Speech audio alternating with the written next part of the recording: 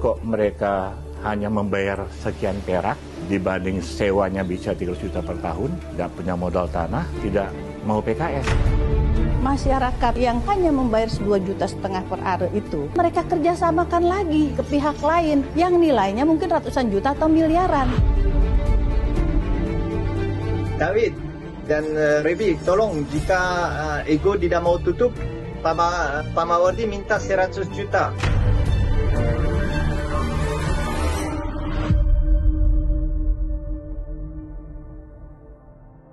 Sebagian lahan di Pulau Gili Trawangan ini sebenarnya dimiliki oleh pemerintah Provinsi Nusa Tenggara Barat. Pemprov NTB memiliki aset seluas 65 hektar di bagian depan pulau ini. Namun hingga kini, lahan milik Pemprov tersebut dikuasai oleh masyarakat. Di atas lahan 65 hektar tersebut dipenuhi beragam akomodasi wisata, mulai dari restoran hingga hotel atau penginapan dan aneka fasilitas lainnya. Namun nampaknya penutupan restoran Egoiste justru menjadi pintu masuk penyidikan kasus korupsi pemanfaatan lahan milik Pemprov di Gili Trawangan. Senin 14 Juli lalu, Kejaksaan Tinggi Nusa Tenggara Barat menjerat 3 tersangka dari kasus korupsi ini. Mereka adalah Ida Adnawati dan Alpin Agusti dari pihak swasta, serta Mawardi Khairi selaku Kepala Unit Pelaksana Tenis Daerah Gili Tramena. Ketiganya dijerat sebagai tersangka lantaran telah melakukan kegiatan sewa-menyewa di lahan milik Pemprov, namun tanpa permisi kepada sang pemilik. Penyidik telah memperoleh bukti permulaan yang cukup berupa keterangan 18 orang saksi, 3 keterangan ahli bidang pertanahan, ahli hukum pidana, dan dari kantor akuntan publik, surat berupa berita acara ekspos kerugian negara dan petunjuk-petunjuk lainnya. Dari bukti permulaan ini akhirnya hari ini kami sampaikan penetapan terhadap 3 orang tersangka dalam kasus tersebut. Pertengahan Juni lalu, Realitas juga menemui Kepala Kejaksaan Tinggi Nusa Tenggara Barat, Enen Saribanon, menilai Pemprov NTB terkesan maju mundur mengurus asetnya di Gili Trawangan. Akibatnya, lahan terus dikuasai oleh masyarakat sehingga Pemprov tidak mendapatkan hasil apapun. Potensi kerugian keuangan negara menganga lebar. Tanah ini kan milik Pemprov. Masyarakat menguasai tanah Pemprov. Sekarang Pemprov itu tidak bisa menguasai itu tanah. Masyarakat menguasai tanah itu ada 2 pola. Ada yang disewakan, bahkan ada yang dijual.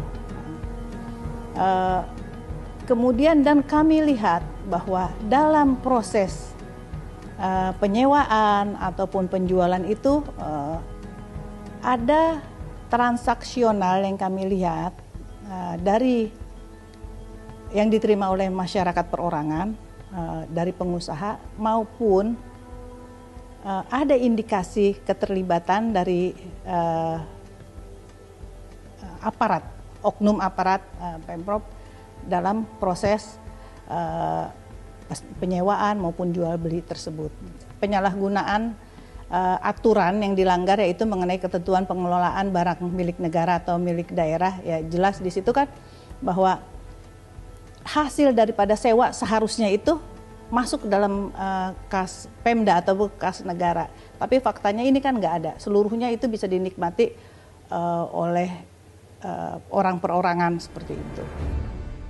Kejaksaan Tinggi NTB juga beranggapan penetapan nilai royalti untuk kerjasama pemanfaatan lahan di Gili Trawangan sebesar 2,5 juta rupiah per are terlalu murah, sebab nilai tersebut jauh lebih kecil dibandingkan dengan harga pasaran sewa lahan dari masyarakat kepada investor. Uang yang masuk itu terlalu kecil. PAD dari Gili Trawangan itu cuma 800 juta per tahun. Karena dengan perhitungan 2,5 juta tuh per are sesuai dengan perda gitu.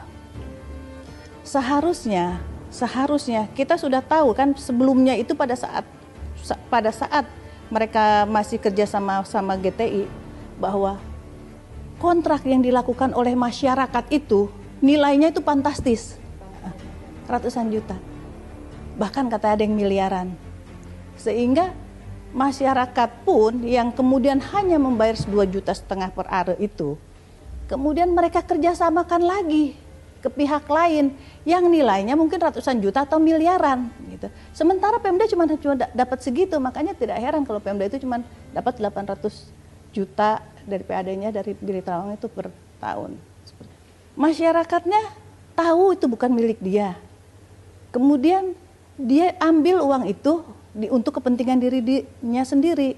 Pengusahanya juga sama, tahu dia masyarakat tidak punya hak, tapi dia berani untuk membayar itu, memperkaya masyarakat itu, seperti itu.